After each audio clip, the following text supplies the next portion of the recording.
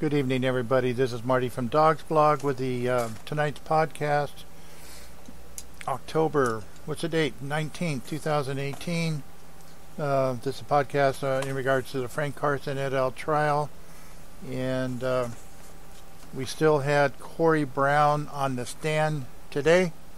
We thought they were going to be done with him, but apparently not. You know how this thing goes. It keeps getting a little more crazy. As a note, last night, leaving court yesterday, after the gallery had left the courtroom, apparently the judge called the attorneys back or something to that effect, and I don't know all the details of it, but she chastised Marlissa Ferreira very severely yesterday after the gallery had left the courtroom. And lately she's been doing things like that because she doesn't want to embarrass Marlissa Ferreira for some reason, but she doesn't want to put up, it appears, with some of the stuff that's going on. I've said it before, I'll say it again. Marlissa Ferreira, in my opinion, is a very capable attorney. Her personality gets in the way. And Judge Aniga has noted it. She's very quick to anger. Sometimes it's very petty. And she wants to control issues. Yesterday she made some very good arguments, I thought, because she was calm and in control of herself. And when she's like that, she makes good arguments. The rest of the time, she gets a little dramatic. She gets petty, and she is quick to anger.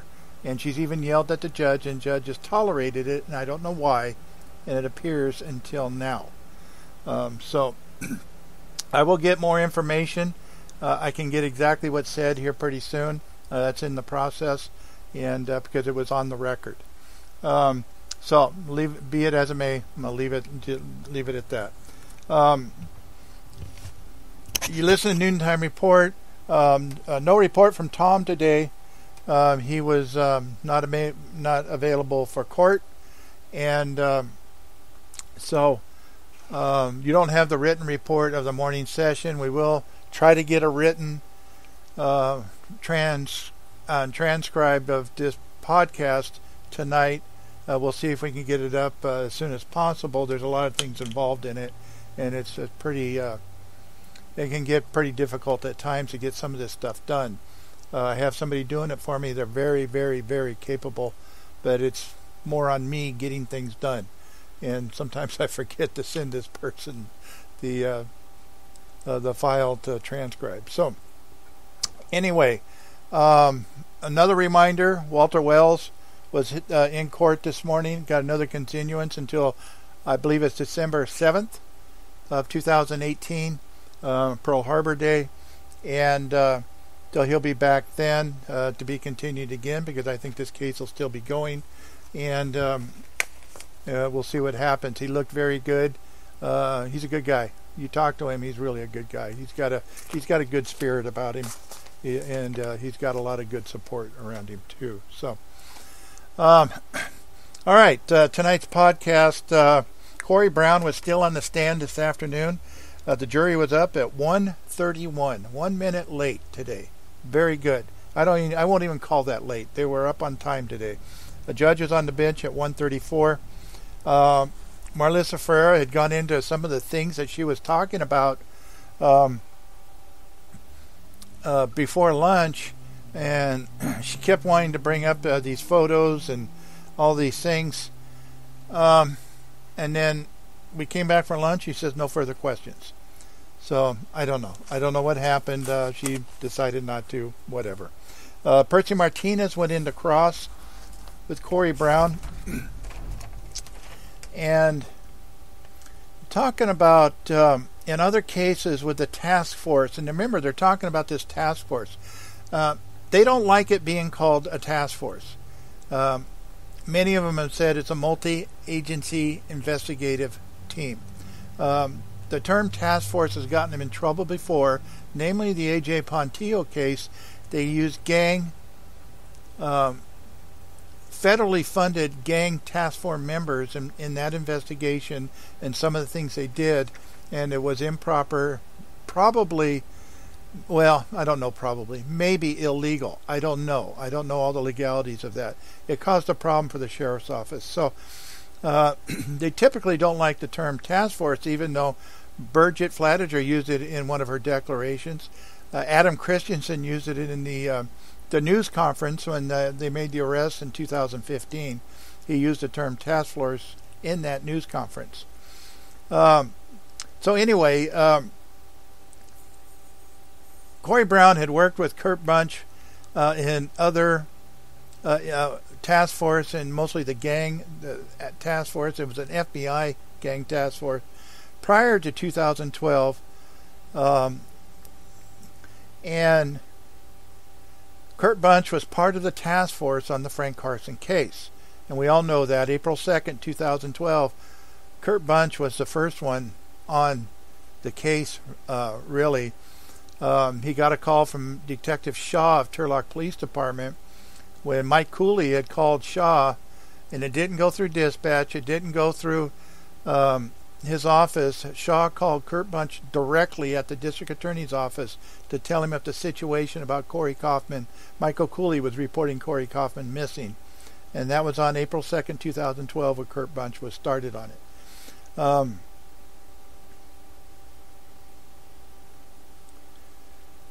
It was unknown when or where the gang task force office was. Corey Brown couldn't recall. I want to make a note about Corey Brown too. I've been watching him all week long, and I feel that Corey Brown is trying very hard to stay on the straight and narrow on this. I don't know him personally or anything else, but just watching him, his body language and stuff, I believe he's trying to stay on the straight and narrow, and some of the things that he's just answering the questions, and some of the paths that he's led, I'm not sure that he really likes it, but it is what it is sometimes. But I feel that he's on the straight and narrow, both with Marlissa's questions and the defense attorney's questions. When Corey Brown was involved with the task force, it sounds like Ceres Police Department was kind of the base for a lot of things that were going on. That's where the wiretap rooms were. That's where a lot of the gang task force things were done through Ceres. Maybe it's centrally located. Maybe they have specific equipment or technology there. I don't know, but whatever it is, Ceres PD seems to be the hub of all this stuff.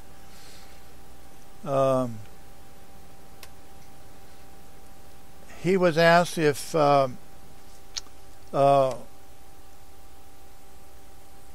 when he got involved, there was already some evidence collected by other investigators. They brought Corey Brown on to write search warrants, write affidavits for wiretaps, and to handle received evidence that might have been coming through. There was some evidence that had come through and prior to him being on it, and they asked him to, apparently he knows how to write them really well or something. It doesn't surprise me. He seems very intelligent and very articulate, and he thinks his answers through. He doesn't respond quick to answers, but you can tell he's thinking it through. And the people working on the task force at the time were Kurt Bunch, John Evers, Frank Navarro, and Ken Berenger. Kurt Bunch from the DA's office, John Evers from Modesto Police Department, Frank Navarro from Turlock Police Department, and Ken Berenger from the Sheriff's Office. Corey Brown said he had, I think it says gathered, he gathered some numbers, talking about phone numbers from reports by mostly Kurt Bunch for affidavits. So basically it was Kurt Bunch that was leading him to the numbers that they wanted the wiretaps for, and that was Frank Carson and the Atwell brothers. They were the target devices. He was not told that Eula Key's phone was to be tapped. Mike Cooley didn't have a phone that they knew of, other than the fact he might have used Eula Keys' phone. When he talked to Cherie Hendricks in Mariposa County on 8/22 of 2000, I put 18, but it's got to be 13. That's when the body was found. He never looked inside the bags that he received from Mariposa. The Mariposa Sheriff's Office, to the site, somebody was asking, Percy was asking that, was about 45 minutes to an hour, driving from where the detectives, it was a trailer, they didn't, Mariposa detectives didn't actually work out of the Mariposa Sheriff's Office. They had a trailer off-site from the office, and that's where they worked out of, and that's where he had met them. He couldn't remember exactly where it was. It was the first time he'd been up there. He hasn't been up there since. And so it was 45 minutes to an hour to get to the scene where the body had been recovered. And he did not know where the Superior Court is in Mariposa County. And he's getting to something there, I realized, when he started asking about the time involved. Met Cherie Hendricks at the trailer.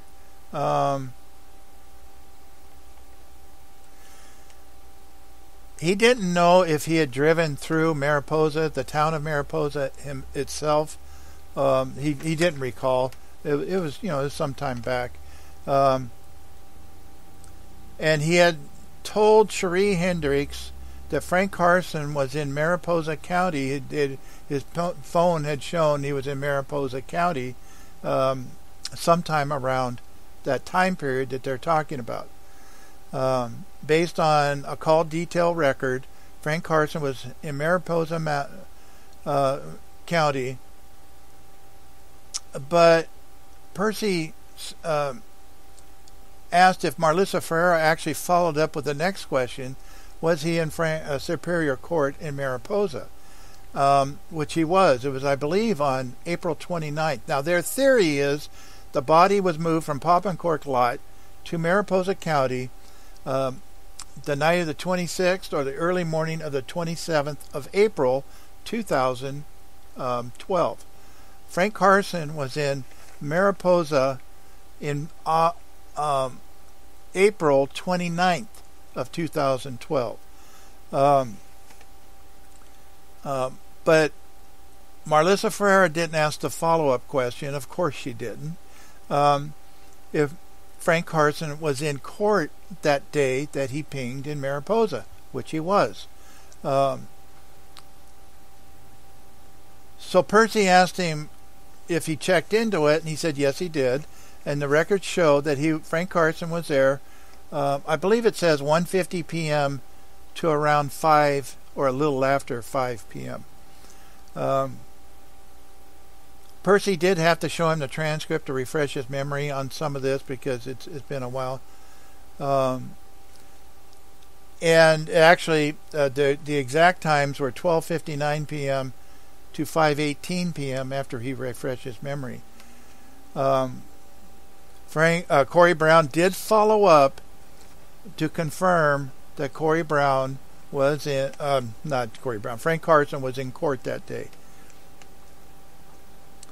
And then Percy Martinez asked if he would try to avoid a conflict of interest in a case, which kind of came out of left field, I think. Major objection from the Marlissa Ferreira, and then a sidebar went.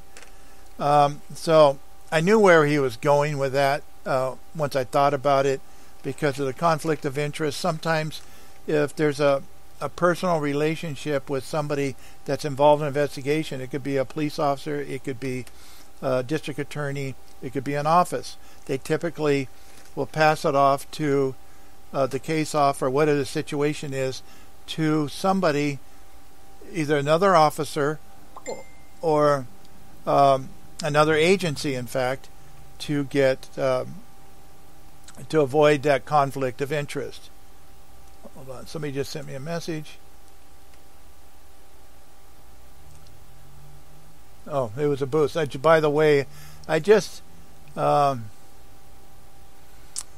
I just boosted my Burgett Flatiger insists prosecutors put innocent defendants on trial for trial experience for the attorneys. I just boosted that on Facebook. Share that a lot. It's at the top of my website.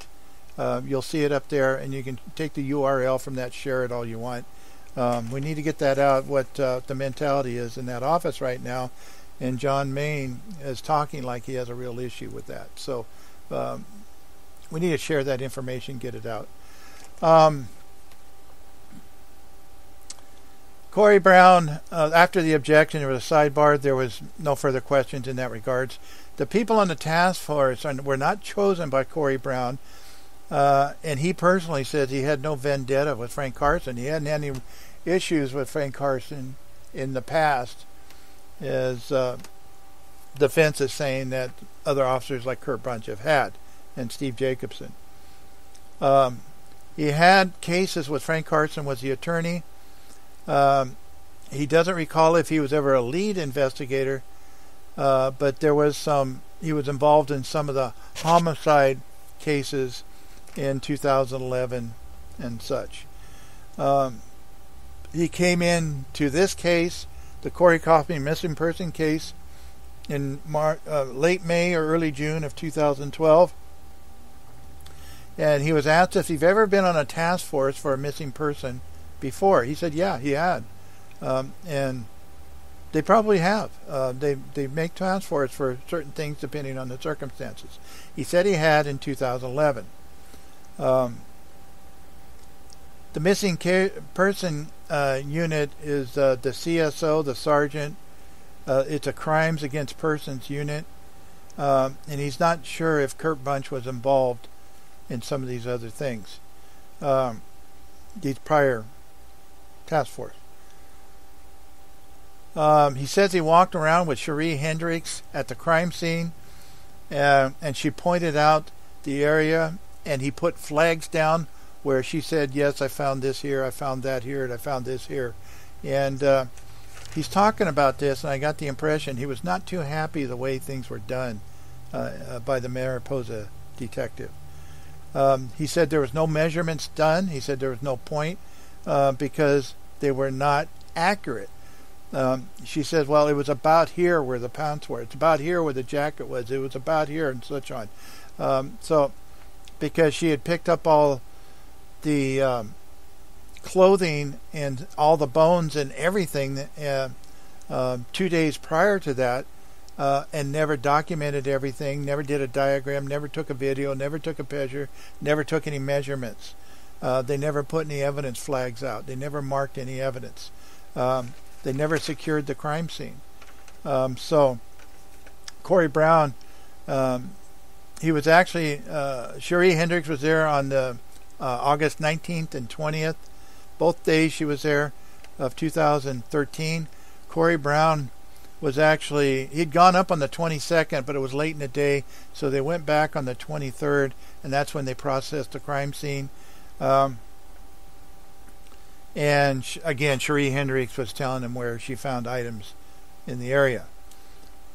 So he did not know the precise locations, and that's kind of important on a crime scene, in a homicide crime scene.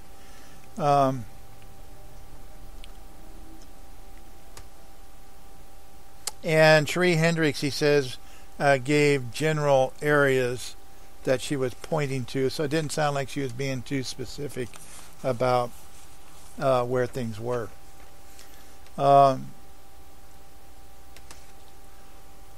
Percy went on and asked about Cherie Hendricks, showed him where the boots were found, where the boots, jacket, the pants, and all the other remnants that were found. There was pieces of cloth, there was a sock, there was, the insert. One insert was in a boot, the other insert that wasn't in a boot. And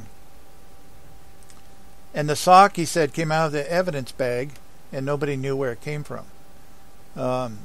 And it's amazing to me. So he had no idea where it was found, he couldn't find anybody. It was in the evidence bag, but nobody remembered putting it in there. Cherie Hendricks is not clear where the other items were, like the inserts that were found. There's partial inserts that go into the boots for, to cushion your feet, like Dr. Scholl's inserts, something like that. They were blue and kind of a gel type material. The first bag he opened had the jeans in them. She said that the jeans she said the jeans came in two parts. And I'm trying to change glasses again because I put the wrong pair of glasses again, which I seem to do every night. And I know you guys don't want to hear that stuff. Anyway, now I can read it better. The first bag had the jeans, and then she had the jeans were also in two parts, but they were located in one place. The second bag was the coat, the Carhartt jacket. It was by itself in that bag. He had received 5 total bags from Cherie Hendricks. The third bag was fragments of the boots, the mysterious bullet, which was a .22 caliber round, which was a live round. It was an unspent bullet, but it was badly corroded, and he determined there was no evidentiary value in that. There was a ring, a nickel, a 5-cent piece, and a blue jean fragment was in that third bag. There were no bones in those bags. He did not call. He made some assumptions about some of the stuff, but he didn't call Cherie Hendricks to find out more or confirm anything, and I got a feeling why. I know why, and I think that's not hard to figure out. I don't think she was much help in this. Also, the bullet in the bag, he did not call to find out where the bullet came from. So it's the mystery bullet, the mystery sock. Remember, Robert Woody testified that he burnt the socks. He put the shoes back on the feet that had the toes cut off. He burnt the socks. He burnt the knife that he used to cut everything off. And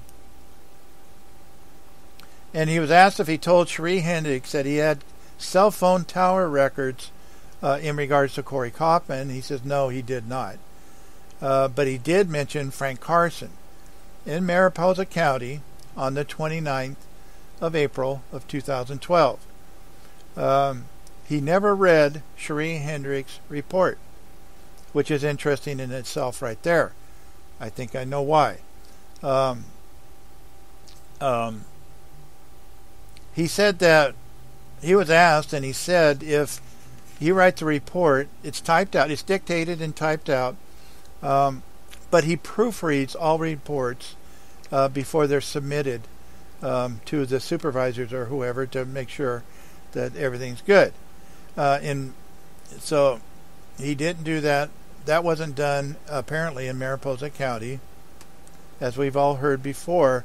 That she's a little confused about where was what, and she said in a report that the spent bullet was under, I believe, the jacket, and she said in her report that it was under the jeans, or vice versa.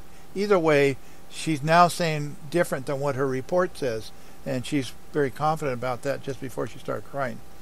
In May of 2012 missing person case, he said it was not a homicide case. He said, was it? Percy asked, was it a homicide case? And he said, no, it wasn't. He was asked, when did it become a homicide investigation? He says, pretty much when the remains were recovered on 8/19 of 2013. He went to Poppincork on August 15, 2015, when they do the infamous Woody walkthrough, to where Woody could point out where he buried the body, and stakes were put down and soil was dug up. That was the DOJ that was actually doing that testing. He saw no soil that was a reddish brown, like he saw on the boots and some of the clothes. He requested soil samples be collected, but they were not collected for some reason. And he didn't give an explanation. Maybe he didn't know. I don't know. He did ask for a gunshot residue on the items collected. It's, the bullet holes, the alleged bullet holes in the jacket and the shirt. In the shirt, yes. The jacket, yes. The pants, no. He did not ask for gunshot residue, and the boots, he didn't ask for either.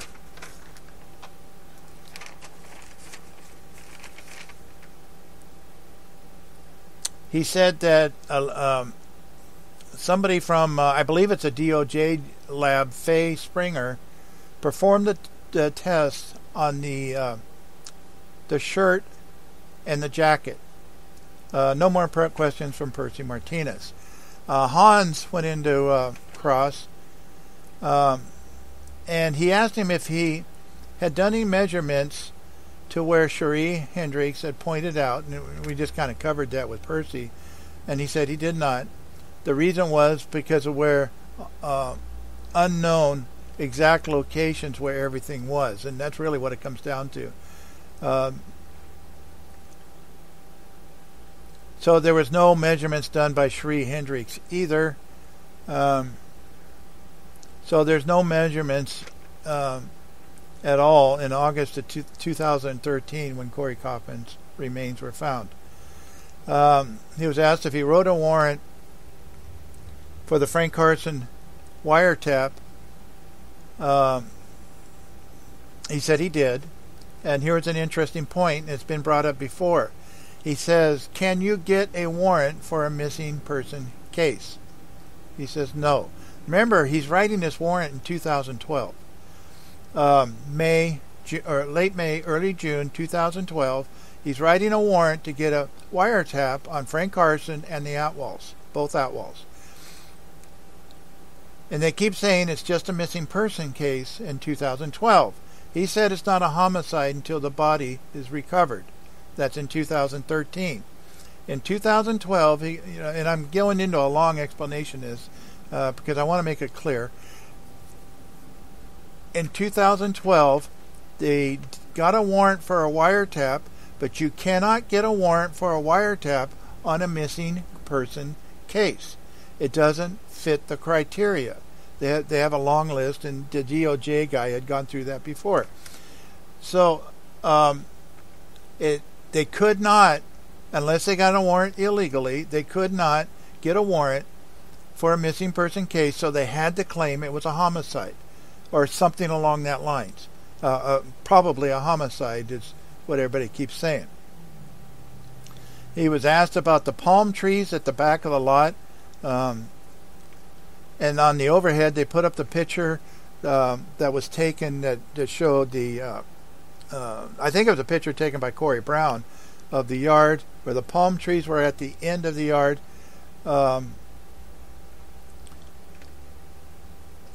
He was also asked if he noticed that there was a larger tree to the right of that picture. These palm trees were only about 15 feet tall. To the right, there was some type of green tree that was probably 50 feet tall. It was a mature tree. It was a very big tree. Had a lot of limbs, a lot of trees.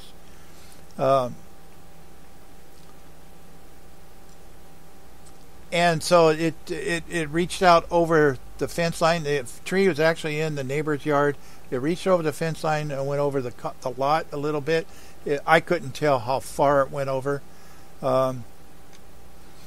And he was asked if anybody went over and talked to the neighbors next door. There's the house that's right next to the lot. That's a 2-story house. There's windows that face the lot, and there's apartments or some rental units or something behind the lot across the alleyway, I believe, is where it is. And there's a clear view of that lot.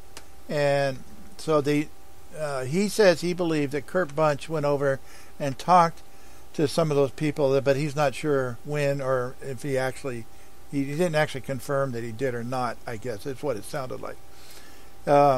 Hans showed him a pole, and they kind of zoom up the pole and they look. What's at the top of that pole? There's a big street light. The street light will cover the street, the alley, and also the lot. And he says they did the dig next to some items. He kept calling them debris. And he asked him if he dug here next to this debris, and he says no, it was a little farther west. So he said it was a little farther away from that debris. And they showed the picture of the stakes again, and he said, yeah, that was where they did the digging. They stuck these stakes with orange markers on them. That's where they did the dig, or that's where DOJ did the dig.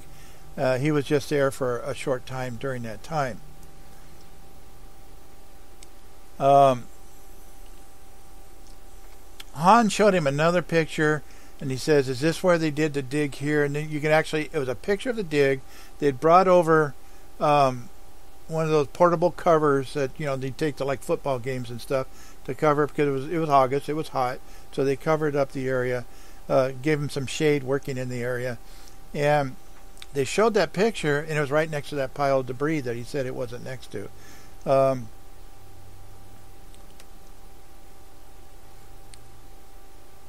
Then Hans asked him about the Percy Martinez question, where Sheree Hendricks was asked if there was a cell phone cell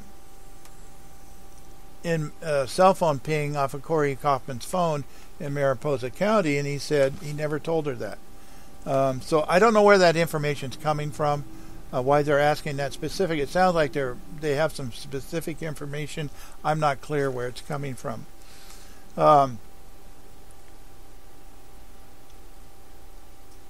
Corey Brown only mentioned Frank Carson's name to Sheree Hendricks, and he did talk to her also about the campsite that was just, he said it was like 4/10 of a mile down the street. Sheree Hendricks said it was like 200 or 300 yards. That might be about the same thing.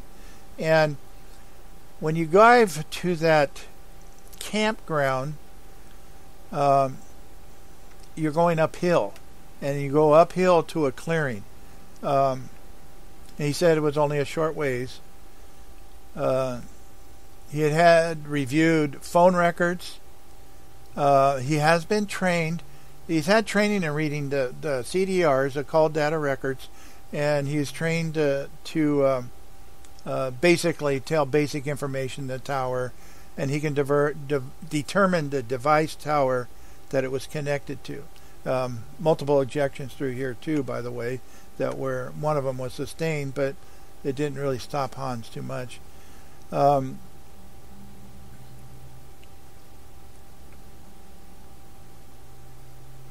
He was asked if the Stanislaus County different seasons would create the different colors that he's talking about, the vegetation colors that he's talking about some of these clothes. And he said, well, that's possible.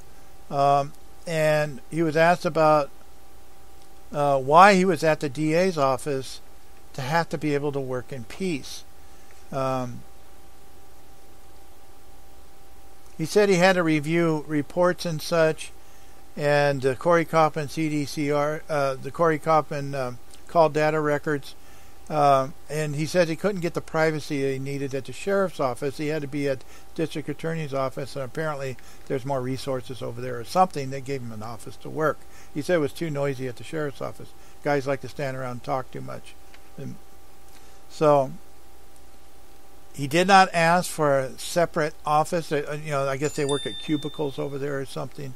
So at the sheriff's office, but the district attorney's office did accommodate his request. Again, with Mike Cooley and Eula Keys, there was no request for wiretaps.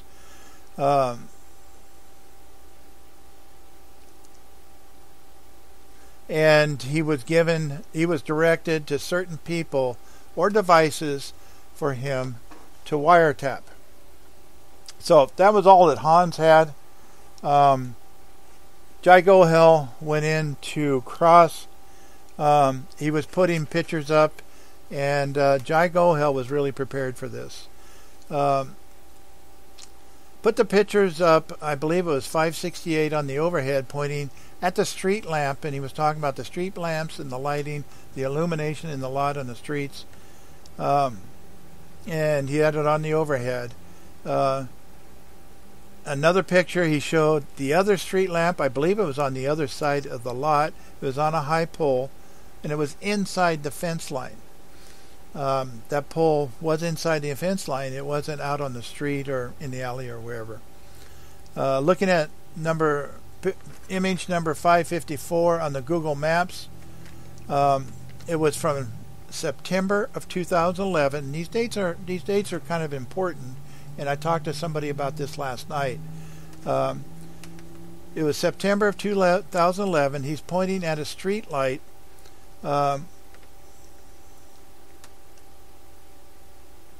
In the area where the street light was on 8/15 of 2015. So they're establishing it's the same street light that's in these other pictures that he had taken and DOJ had taken. He had information of evidence of a body at the Pop and Cork lot. That's why they were there. He was asked if Marlissa Ferrer was there. She was. And there were other law enforcement officers there. There was 3 other law enforcement officers. There was Steve Jacobson was there, I know for sure. He was talking to Woody. There was a couple of uniforms apparently standing outside. On search warrants, you always have to have a uniform officer present. And DOJ was there. That led to an objection for some reason. So, again, Jai Gohel showed picture of 563. It's the edge of the dig, about 1 foot from the debris, the pile of debris that they're talking now. This debris is up against the wall. Then it shows that they're showing the dig site. I think they're DOJ pictures or they're Corey Brown's pictures of where they did the dig. You can see where the dig is being done. And it's within a foot of where that pile of debris was, where he said it was a little farther away. He just didn't have good recall. Let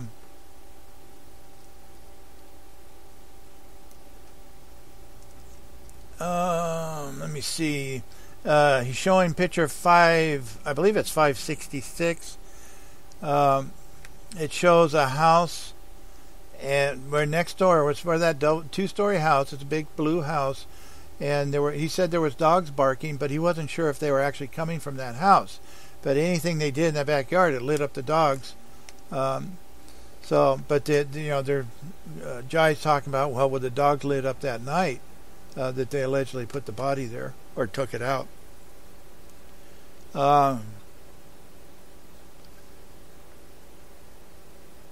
He said that Kurt Bunch had done an interview with some of those people, but he really wasn't specific or sure about it. He didn't know when. He didn't recall when. But Kurt Bunch had told him he did some interviews over there, but he did not recall when he was told that. Jai Gohel put up picture 554.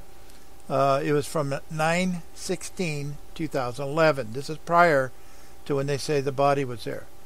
It's a Google image. It's a straight down view. The satellite's almost directly over the property there. And he was pointing to the areas that they said they were doing the digging, and they were just narrowing it down. Then they showed the picture from the ground where the dug had already begun. And he did not know, and I thought this was interesting, Corey Brown did not know why the Department of Justice chose that exact spot and dug nowhere else. I think it is that Robert Woody said this is where it was done, and I think that's where they dug.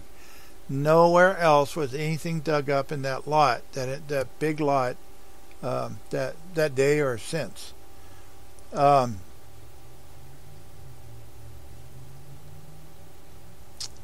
no other apparent. And then he put up picture 555. Now remember, the picture we just looked at was 9/16/2011. That's what about, gosh, 7, 8 months prior to what they're saying that a body was there on March 30th, 2012, and then removed on April 26th or 27th, 2012. The next picture he put up was from number 554. It was May 15th, 2012. That's 18 days after the district attorney's theory, or law enforcement's theory, that the body was dug up again and removed and moved to Mariposa County. That's 18 days.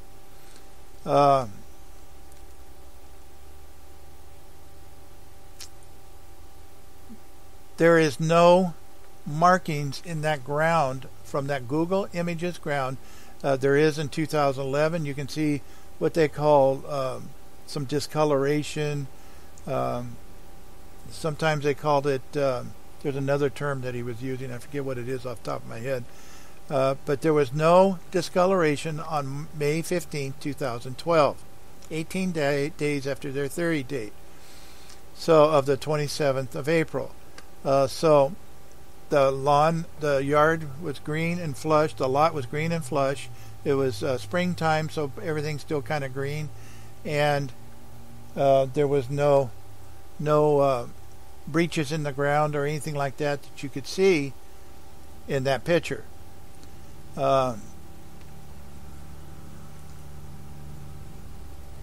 He showed another picture, number 563, but the DA didn't mention the 40 to 50 foot trees in the southwest corner with the branches that are overhanging into the lot.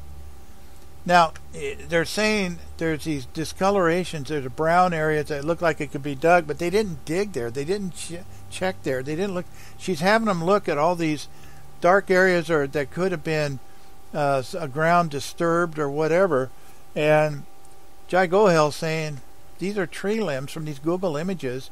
They're taken from 8-10 miles up, whatever it is. And these are trees that are hanging over into the lot. It's not the ground where it's been disturbed. And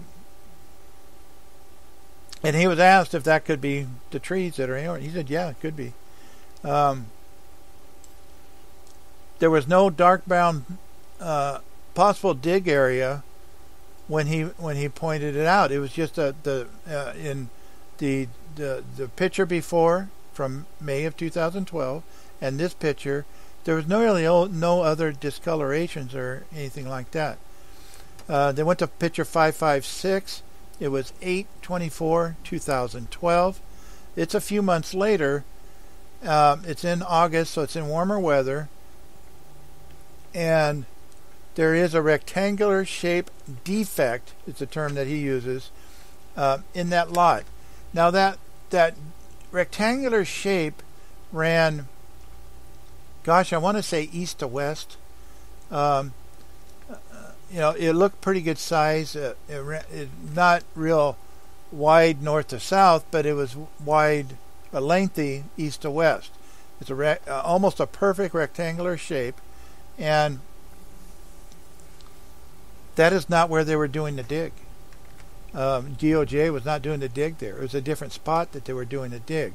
So, but they're bringing up all these defects in the ground when it really had nothing to do with anything other than maybe weather. He put up again picture 551, which was September 14, 2013. That would be about 17 months, roughly, after their theory date of 4/27/12. And they're looking at a diagonal area that he says that appeared to be 1 foot away. It's an area that's in the area of a debris, but it was in that same area, but it wasn't the same thing. He said, no, that doesn't look to be 1 foot away, or more than 1 foot away. It was right next to that debris, what they were talking about. He says that is also where they dug is what I'm talking about, but where that other defect that they keep talking about was not in the same area that was dug. It was a different area.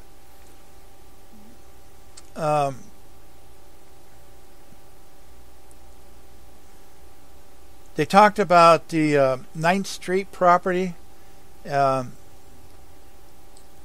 the tracks, the foot tracks or whatever. They call them trails or tracks or whatever, foot trails through the back lot.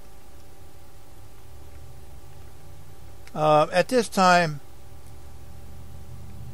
they're using, Jai Gohel is using what they call Elmo. If anybody knows what an Elmo is, you know what I'm talking about. But it's a device that has a it's like using the old overhead transparent things that we used to use in school. Well, it's an overhead that's a camera that points down at this lit screen, and it lights up and puts it up on the screen overhead. It's just technology advanced to that. Jai Gohel was using his pen to point to certain areas that he was referring to. In the middle of a question, Marlisa Ferreira blurted out the court to order Jai Gohel to close his pen because so he doesn't not mark the exhibit with his pen. And Judge Aniga says, "You've got to be kidding." She again was not pleased. So at this point, she sent the jury out and then sent us on a break. And I think she wanted to cool down a little bit because she's starting to get worn out with some of this stuff. When we came back from break, she says she looked at the photos. There are no ink marks on any of the photos. And Marlisa Ferreira piped up and said, well, she was not trying to be rude. Okay. So what does the judge need? She's made a command decision. She is going to create an official Department 2 pointing device. It could be an emery board. It could be whatever. I don't know. She had something that she was talking about on her bench, and I don't know what it was, but it's kind of a pointed thing. So she's going to have an official Department 2 pointing device effective this next Tuesday. I'm glad we got that cleared up. And that it will be used by all. There will be no exceptions. I was so pleased that they got that cleared up. So the jury came up again. The jury was out around 2:48. They were back up about 3:24.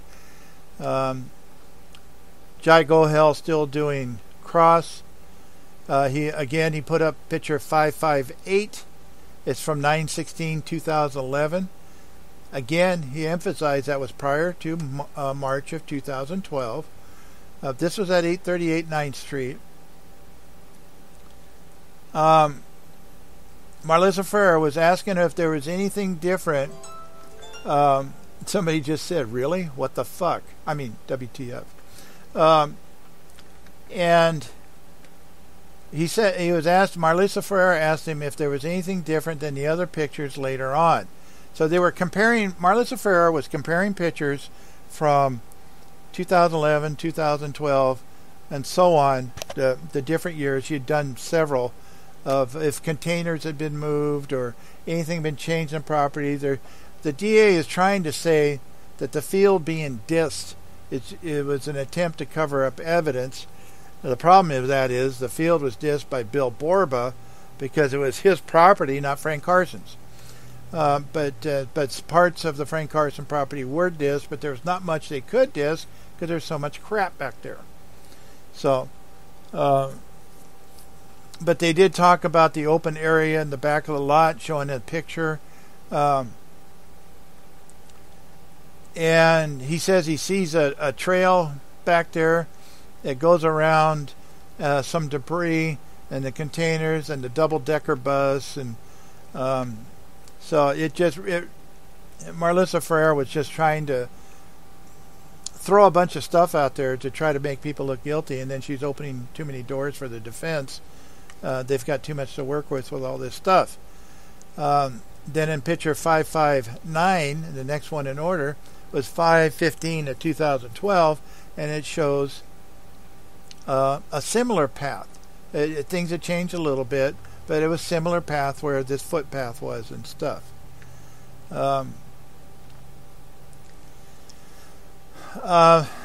Jai went back to showing the pop and cork pictures again.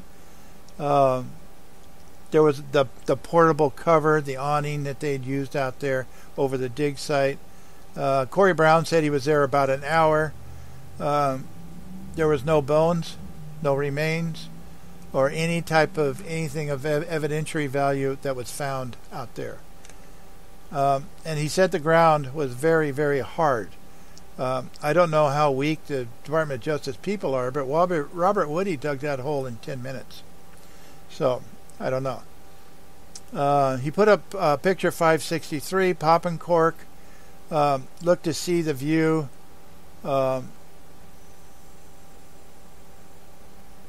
Well, here I am trying to read my hieroglyphics again.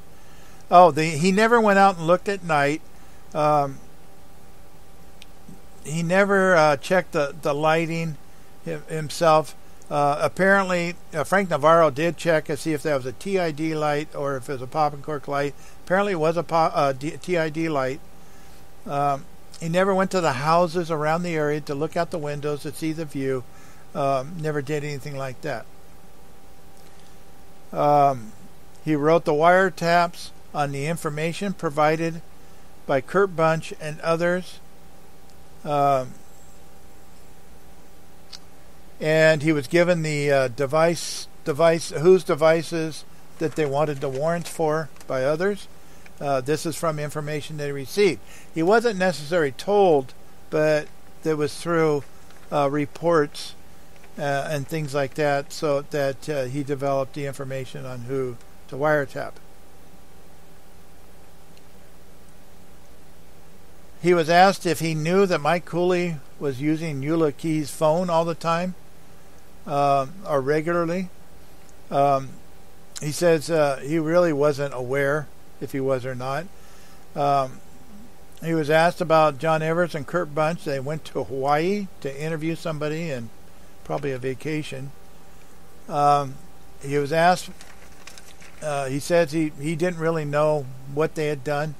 He asked if Mike Cooley, if he lives out of state, like possibly Hawaii. They were investigating.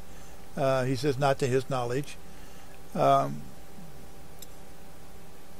So the interview in Hawaii was geared towards Frank Carson and the Atwalls.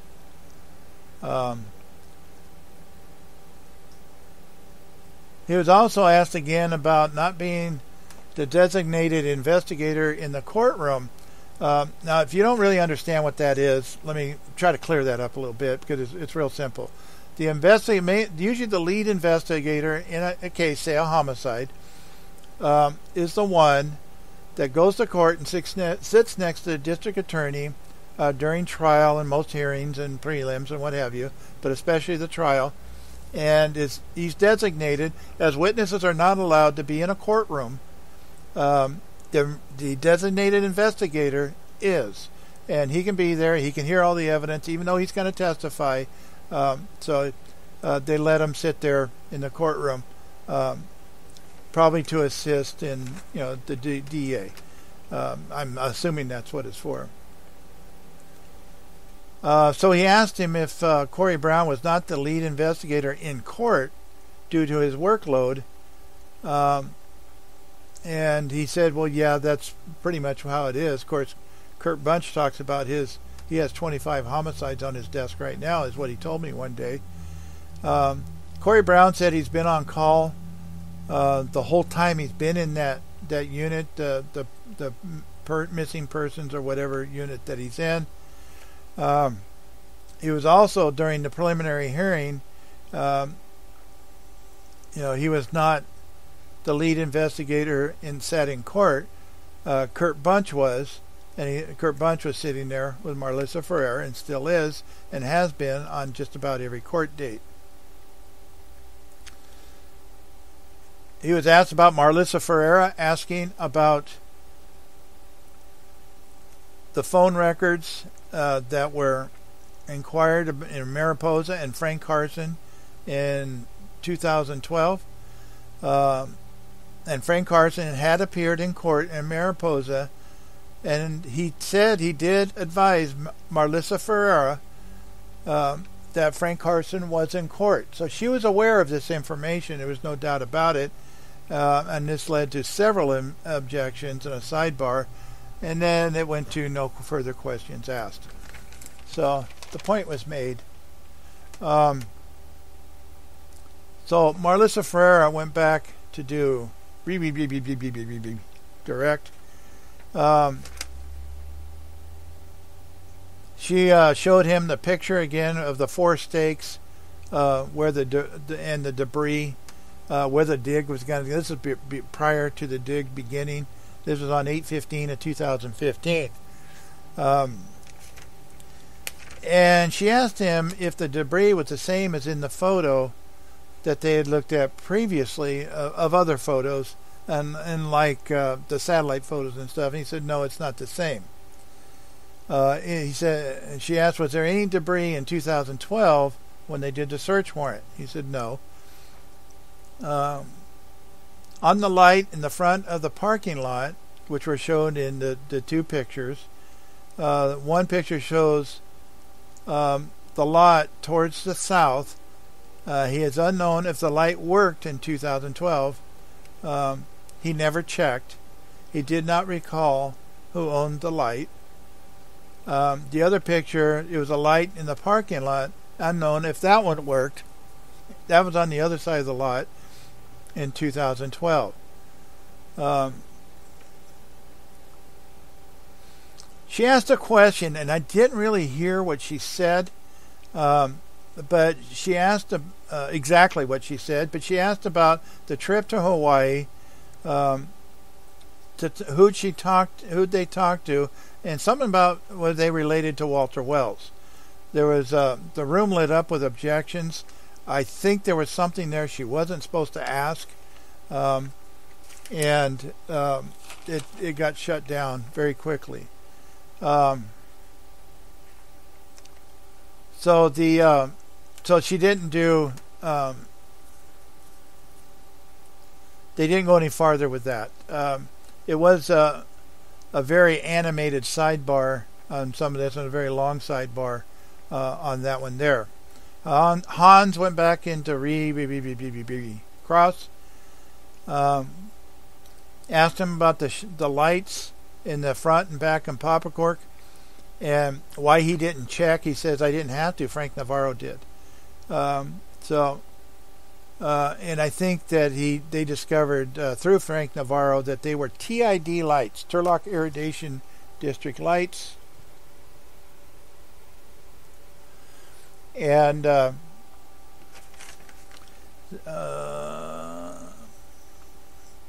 Marlissa Ferreira went back to redirect again.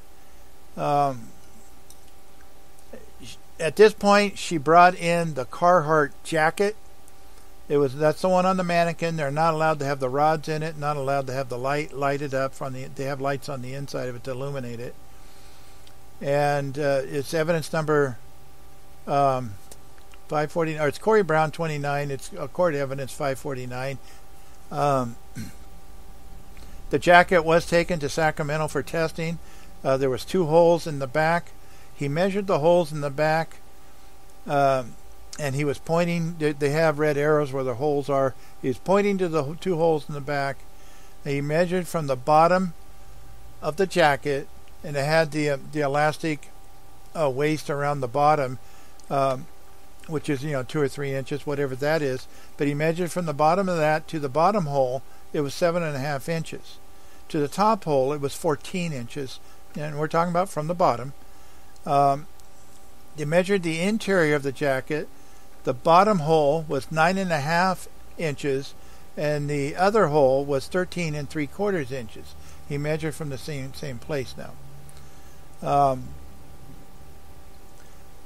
The bag that originally the jacket came from when he received it from Cherie Hendricks was also included in the bag that the jacket that he's using for evidence now, but other than the fact that it's on the mannequin now. And he had propped up the mannequin up on the stand there for everybody to see, mostly the jurors and the attorneys. It has been repackaged several times, so they did have to note chain of custody type of stuff. Corey Brown, Percy Martinez asked Corey Brown if he had submitted this jacket for gunshot residue. They did test the jacket and the shirt. There was also some other holes in this jacket that he did not measure. This jacket is pretty tattered. It's been through a lot. There were some holes in it that they said were 2 gunshot holes. There's some other holes in it, and some of them are rips, and some of them are holes. There's another one they say it's about the same size as a .22 caliber bullet, but apparently that wasn't a gunshot wound. And he was asked about the measurements on the inside and the outside. And there was arrows. Again, he was asked about the arrows on the jacket. So there was arrows. I could see it way from the back of the room where those arrows were, pointing to where the holes were. And he also mentioned that there was a third hole on the inside, but not on the outside. Or on the outside, but not on the inside. I'm sorry, I had it backwards. He was asked if he did any testing for blood. The Siri lab apparently did that. That's the one in Richmond. And the shirt and the jacket, and I believe the boots were tested. So that was all Percy had. Hans did cross again. He was asked him when he measured these holes. He said 2 days ago. He didn't measure them back then for testing. He didn't measure them anything else. This lady from DOJ did measure the holes prior, but this is the first time he measured them. It was 2 days ago, so it was apparently at the request of the district attorney's office. He was also asked when he measured these holes 2 days ago if he wrote a report on what he had done. He said no, he did not. The higher hole, they were talking about another hole or something in the jacket. They were talking about it was 35 inches plus. There was another hole that was 24 inches plus. So this thing was full of holes. And I didn't keep up with what all they were saying about all these holes. But obviously they're saying there's just 2 bullet holes. Some of them I think are rips, or they could have been from tree limbs or something or whatever. He used a metal tape measure to measure the holes, and to the center. He measured to the center of the hole, and everybody got a chuckle out of this. He said he eyeballed the center of the hole. All he had to do was use a protractor. He did the inner liner the exact same way. Jai Gohel had no questions. Let me see. There was a sidebar. Marlissa wanted to ask a question of the court before she went into it. They came back from the sidebar, and she mentioned. Actually, I believe she was told by the court to clarify with the hold on, I've got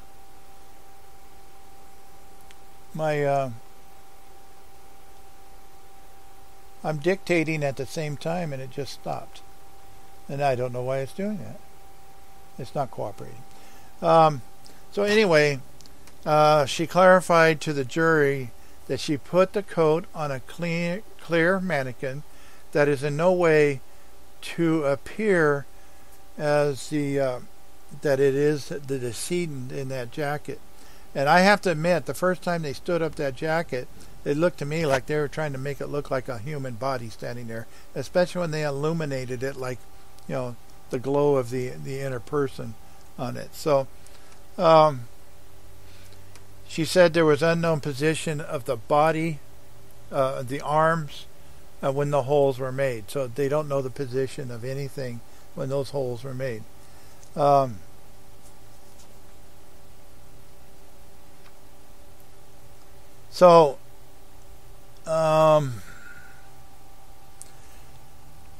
That was the end of the day, and they have some more issues Tuesday morning.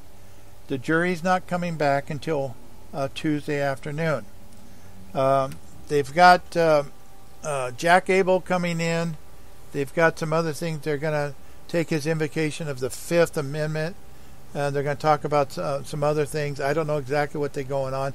These things change minute by minute, hour by hour. They exchange emails at night and change things. So I don't get too wrapped up in trying to schedule. There were times I was trying to put up court schedules of things, but they constantly get changed, or Judge Aniga's sick or something. So that's where we're at right now.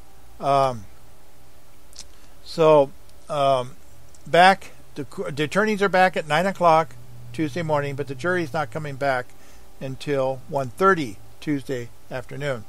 So we'll be in court at 9 o'clock Tuesday morning and see what's going on. Don't forget, I have the podcast, the PayPal buttons at the bottom of each report. You can donate $5, $10, $20, whatever you want to do. I appreciate it. There's been they've been steady. I appreciate the donations. There's another transcript I need to buy now, which from yesterday, and I'm working on that now. So I appreciate the support. It's getting paid for, and that's all I care about, is just paying for expenses. Don't forget my sponsors, Doug Maynor, attorney at law, over at 15th and J Street, a former DA, Bulldog. He'll take care of you. Merced Tile Supply in Merced. I've been over there a couple times, and he's got some good stuff over there. And he doesn't have cheap stuff over there, but it's all affordable. He doesn't do rug or any of that stuff. It's just the ceramic tile and stuff like that. He also has the supplies that you need to install it. Like some of the glues or adhesives or whatever they use on that stuff. So what do I know? I'm a dumbass. But he can help you out. He's been doing that for 40 years. So good guy over there. So that's all I got. Take a few days off. I need some rest. And those chairs are killing my back. And we'll be back Tuesday with a podcast. And there's a couple other things I'm going to probably put up this weekend when I get some time. But I'm going to try to relax a little bit too. So we'll be back Tuesday. And remember what I always say. Don't take my word for it. Come to court and find out for yourself. Good night, everybody.